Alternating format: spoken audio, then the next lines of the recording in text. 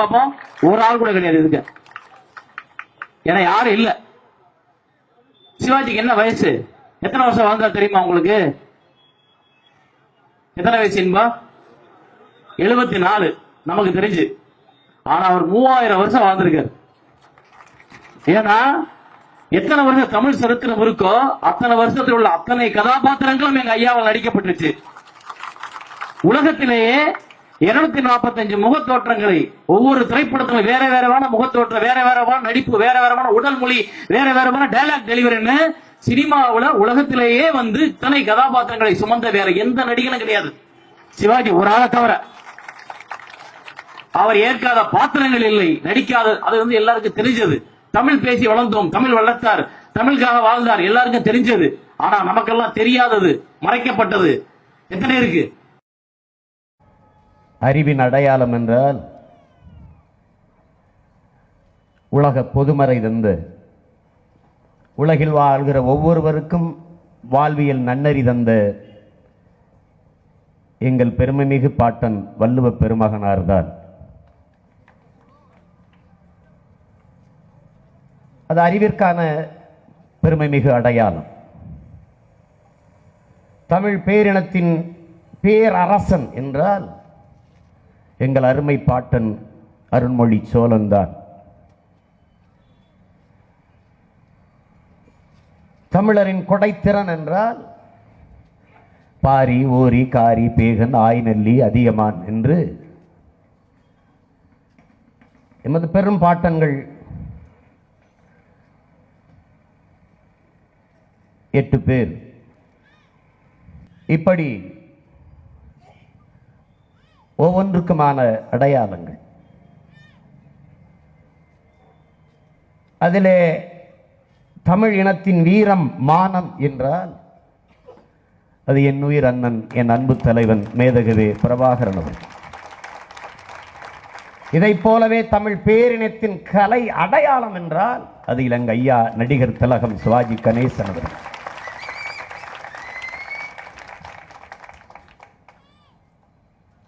இது ஒரு நீண்ட நாளைய கனவு.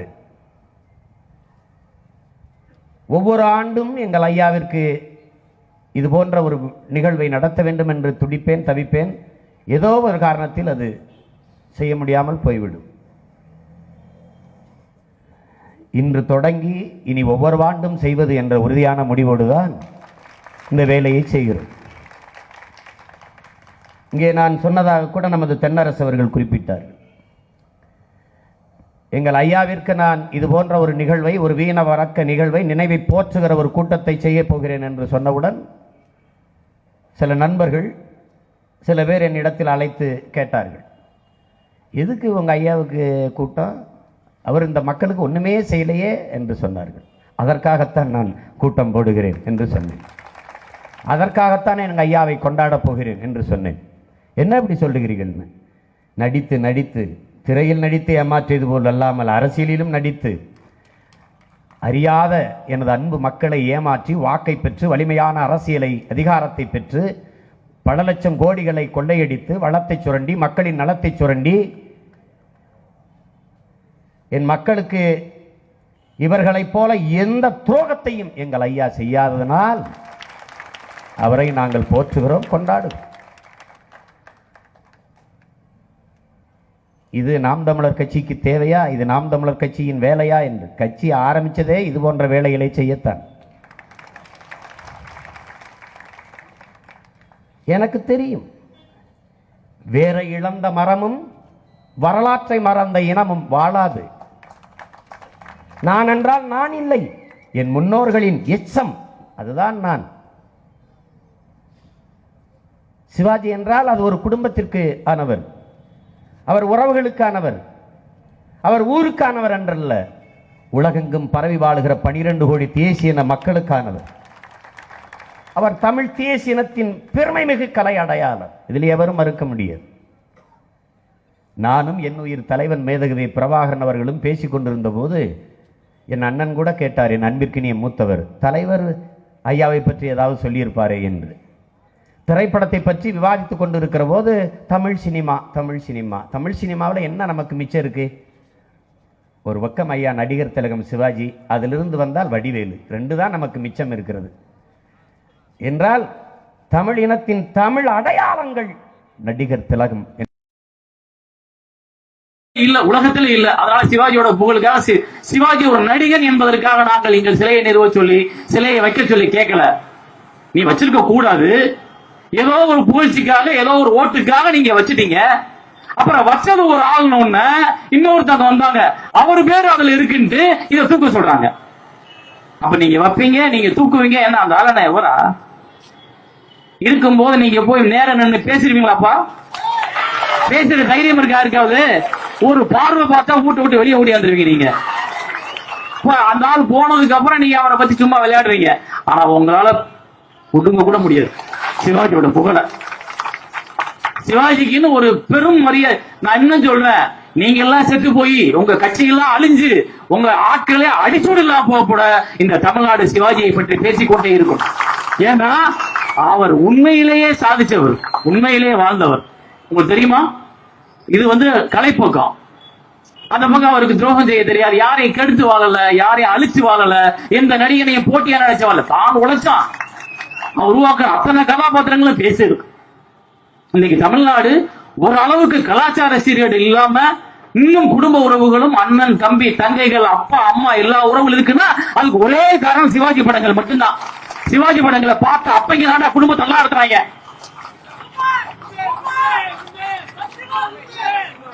அதே போல அரசியல் ஒழுக்கம் இங்க இருக்க எந்த தலைவர்களாவது நான் சிவாஜி மாதிரி ஒழுக்கமா அரசியல் சொல்ல முடியுமா? காமராஜரோட சீடனா இருந்தார், முதல்ல அண்ணாதுரையோட இருந்தார். அப்ப கூட அவர் முந்திரி கூட்டம் மாதிரி அண்ணாவை முந்திக்கிட்டு வரணும்னு நினைக்கல, அண்ணாவுக்கு பின்னாடி தான் நின்னார். ஆனா அவர் ஒரு திருட்டு சொல்லி ஒரு திருப்பதி போடான்னு சொல்லி ஒரு விமர்சனம். சிவாஜியோட புகழை எதிர்கொள்ள முடியாதவர்கள், சிவாஜியோட ஆற்றல் முன்னால் நிற்க முடியாதவர்கள், சிவாஜியை புறந்தள்ளுவதற்கு வெளியிலே விரட்டுவதற்கு காரணத்தை கண்டுபிடிச்சு ஒரு 2 பேர் செஞ்ச மகா சதியில அவர் திமுக விட்டு வெளியே வந்தார். அப்புறம் காமராஜர் பின்னாடி இருந்தார்.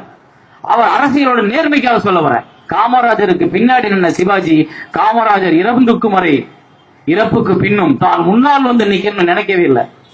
நீங்க செத்த உடனே யாரா முதலமைச்சர்ன்றீங்க, ஆஸ்பத்திரியில் இருக்கும்போது யாரான உங்களுக்கு பிரச்சனை வருது, உங்களுக்குள்ள சண்டை வருது. ஆனா சிவாஜி காமராஜர் இறந்ததுக்கு அப்புறம் கூட அடுத்த மூத்த தலைவர் யார்? பா ராமச்சந்திரன் காங்கிரஸ் தலைவர் சொல்லி அவரை கொண்டு வந்தாரு. ஒழிய சிவாஜி நான் எனக்கு புகழ் இருக்குன்னு சொல்லி முன்னாடி நிக்கல. அந்த அரசியல் நேர்மை இந்த யாருக்குமே இல்லாதனால அவங்களுக்கு சிவாஜியை பத்தி தெரியல. சிவாஜி என்றவர் சாதாரண நீங்க நினைக்கிற மாதிரி ஒரு நடிகர் மட்டும் கிடையாது, சுய ஒழுக்கம் உள்ள ஒரு வாழ்க்கையில. நீங்க பேசுறமே எல்லா ஹீரோக்களையும் அங்க இருந்தாரு இங்க இருந்தாரு, அந்த ரெசார்ட் போனார் இந்த ரெசார்ட் போனார், அந்த வச்சிருந்தாரு இங்க வச்சிருந்தாருன்னு ஒண்ணு சொல்லணும் எங்க சிவாஜி பத்தி. ஏன்னா சுய ஒழுக்கம். நான் எல்லாருக்கும் உதாரணமா இருக்கக்கூடிய, எல்லாரும் பார்க்கக்கூடிய ஒரு திரைப்படங்கள் எடுக்கக்கூடிய திரைப்படங்கள் நடிகன். என் குடும்பம் ஒழுக்கமாகவும் நல்லாவும் அமைதியாகவும் ஒற்றுமையாகவும் இருந்தால்தான் நான் நம்புறத நான் நடிக்கிறத நம்புவாங்க மக்கள்னு சொன்ன மகா கலைஞன். அதெல்லாம் சாதாரணமா விட்டுற முடியாது. திரையில தையல் மிஷின் கொடுத்த நிஜத்துல கொடுப்பான்னு தான் ஓட்ட போட்டுறான். திரையில கையை தூக்கி ஏழைகளுக்காக உழைக்கும் மக்களுக்காக பாடுபடுகிறவன் உண்மையிலே பாடுபடுவான்னு நினைச்சு ஓட்ட போட்டுறான், ஏமாந்துறான். அவன் அவனுக்கே ஒரு பிரச்சனையாலும் போராட வர்றதில்லை, நம்ம தான் சேர்த்து அவனுக்கும் போராட வேண்டியது இருக்கு. இந்த நடிகர் சங்கத்தில் பிரச்சனை தீர்க்க முடியல. இப்ப மக்கள் என்ன ஏன் ஓம் பிரச்சனையை தீர்த்துட்டோம் அப்புறம் ஏன் பிரச்சனையை பத்தி பேசலாம் திரையில. அப்ப சிக்கல் சாதாரணமாக தள்ளிவிட முடியாது.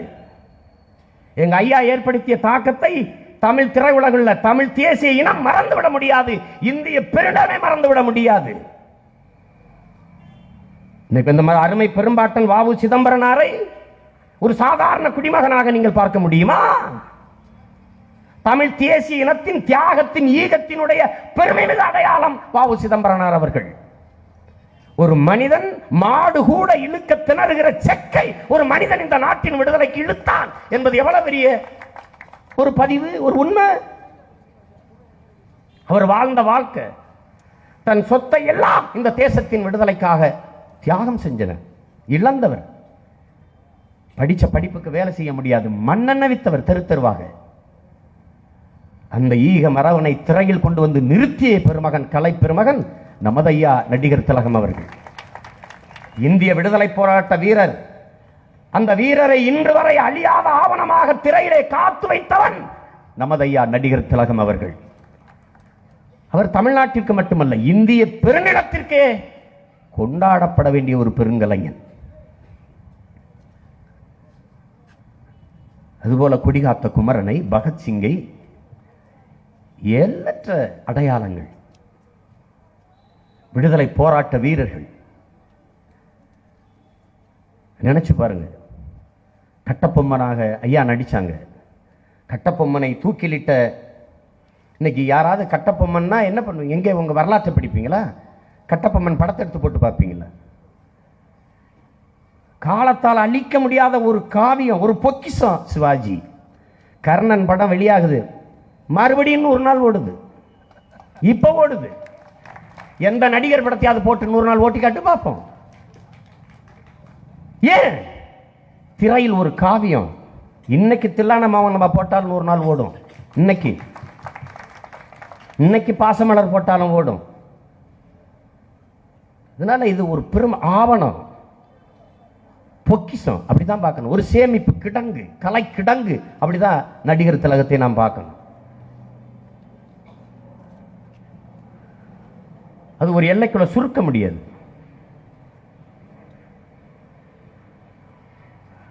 அதில் தான் நாம் நமது ஐயாவை கொண்டாடணும்னு நினைக்கிறோம். ஒவ்வொரு தடவையும் ஐயா எம்ஜிஆர் அவர்களின் பிறந்த நாளுக்கு, நினைவு நாளுக்கு அந்த கட்சிக்காரர்கள், ஒரு ரசிகர்கள் பாட்டு போட்டு இனிப்பு கொடுத்து அவர் கொண்டாடுகிற போதெல்லாம் எனக்கு மனது உறுத்தும். நம்ம ஐயாவுக்கு இப்படி செய்யலையேன்னு. இனி செய்யணும், அது நமது கடமை என்று செய்கிறேன். நான் செய்வேன். நீ என்ன வேணாலும் பேசிக்க, எவ்வளவு விமர்சனம் வேணாலும் செய்ய, இந்த வேலையை செய்யறது என் கடமை. நான் என் அடையாளங்களை அழிய விட மாட்டேன். ஒரு தேசிய இனத்தின் மீட்சிக்கு, உரிமைக்கு, விடுதலைக்கு நிற்கிற ஒரு மகன். அதற்காகவே ஒரு அரசியல் பேரியக்கத்தை கட்டி எழுப்புறோம். அதற்காகவே வீரத்தமிழர் முன்னணி என்று ஆரம்பிச்சோம். எனக்கு கடவுள் நம்பிக்கை இல்லை, நான் சாமி கும்பிட்றவன் இல்லை, கடவுள் உலகத்தை படைச்சாங்கிற நம்பிக்கை எனக்கு இல்லை.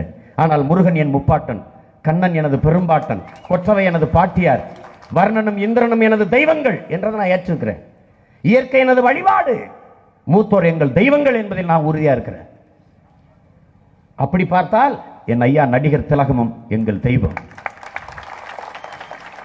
எனது அடையாளம். அவருடைய பாடல்ல தான் வருது. மதிப்பிற்குரிய பெருமகன் ஐயா வாலி அவர்கள் எழுதிய பாடல், பாபு படத்தில். தெய்வம்னா என்ன, தெய்வம்னா என்ன? எல்லாருக்கும் குழப்பம் இருக்கு. பல நூல் படித்து நீ அறியும் கல்வி, பிறர் நலன் நினைத்து நீ வழங்கும் செல்வம், பிறர் உயர்வினிலே உனக்கு இருக்கும் இன்பம், இவை அனைத்திலுமே இருப்பதுதான் தெய்வம். வேணா போட்டுப்பார், இதோ எந்தன் தெய்வம் முன்னாலே நான் ஒரே ஒரு புன்னகையில் கண்டேன். இதைத்தான் பேரறிஞர் அண்ணா என்ற பெருமகன் சொன்னார், ஏழையின் சிரிப்பில் இறைவனை காண்போம் என்று. அப்படி ஒரு புன்னகையில் தெய்வம் வாழ்கிறது என்றார். அது பாசமுள்ள நெஞ்சினிலே அது கோயில் கொள்கிறார் என்று அவர் பாடினார். நமது மறை என்ன சொல்கிறது? வையத்தில் வாழ்வாங்கு வாழ்பவன் வானுரையும் தெய்வத்தில் வைக்கப்படும் என்று போடும். அப்படி வாழ்வாங்கு வாழ்ந்த பெருமக்கள் எல்லாம் நமது வழிபடு தெய்வங்களாக இருக்கிறார்கள். அந்த வரிசையில் நமது ஐயா நடிகர் திலகமும் தமிழ் இனத்தின் ஒரு தெய்வம் தான்.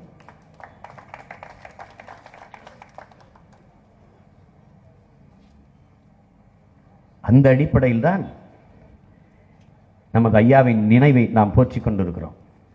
எவ்வளவோ பேசலாம், எவ்வளவோ சொல்லலாம். அவர் நடித்த திரைப்படங்களில் ஒவ்வொன்றும் ஒரு காவியம். உலகம் முழுக்க எப்படி கொண்டு போனாரு? எங்க எம்ஜிஆரை கூட்டு போய் நயகராவில் ஒரு நாள் ஒரு மேயர் ஆக்கியிருக்க வேண்டியதானே? ஏன் ஆக்கல? ஏன் கட்டபொம்மன் படத்தை, கைரோ படத்துல வந்து சிறந்த நடிகரா சிவாஜி என்ன செலக்ட் பண்ணாங்க? தம்பி சொன்ன மார்லன் பிராண்டோட வந்து அத்தனை பேரும் கை கட்டி நின்னாங்க சிவாஜி முன்னாடி.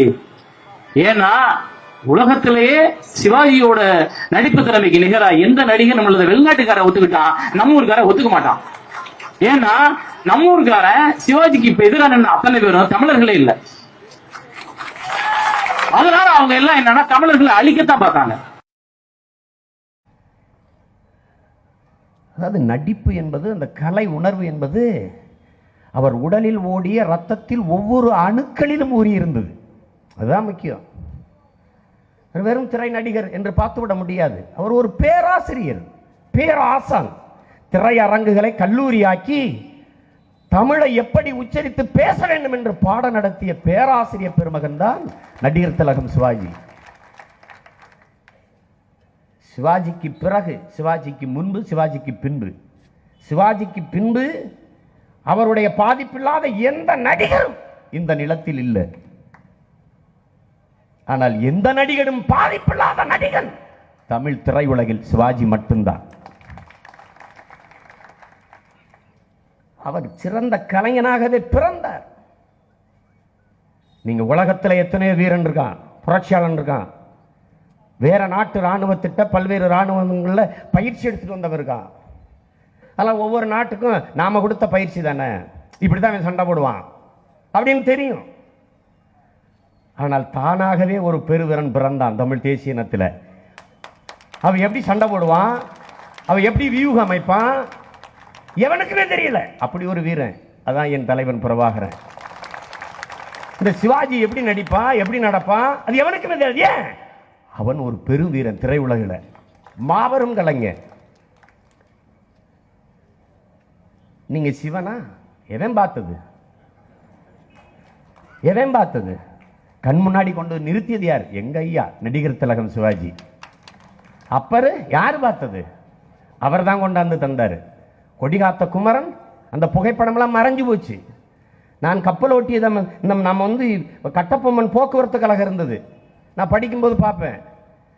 கட்டபொம்மன் ஐயா படத்தை வரைஞ்சி வச்சிருக்காங்க.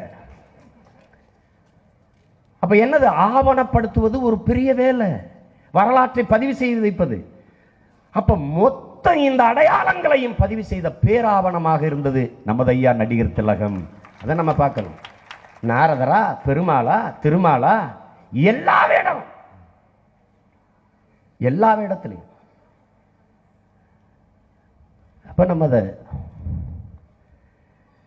திருவிளையாடல்ல அவர் மீனவ பெண்ணை காதலிக்க வரும்போது அந்த கடற்கரையில் நடந்து போவார். சின்ன பிள்ளையா படிச்சுட்டு இருக்கும்போது, என்ன நீங்க நினைக்கல, என்னடா சீமா சிவாஜியை பத்தி இவ்வளவு பேசுறான்னு. எனக்கு எதுவுமே தெரியாது. எனக்கு தெரிஞ்சது காமராஜ், சிவாஜி ரெண்டு தான். அப்படிதான் வளர்த்தாங்க என்னைய. படம்னா சிவாஜி படம் பார்ப்போம், இல்லைன்னா மனோரமா நடிச்ச படம் பார்ப்போம், வேற எதுக்கும் கூட்டிட்டு போக மாட்டாங்க. தலைவன்னா காமராஜ், நடிகர்னா சிவாஜி, இதான் எங்களுக்கு தெரிஞ்சது. எம்ஜிஆர் படமே பார்த்ததில்லை. திரைப்படத்துறைக்கு வந்துதான் ஓ எம்ஜிஆர் படம் பார்க்கணும் அப்படின்னு தேடி தேடி அப்புறம் பார்க்க ஆரம்பிச்சேன்.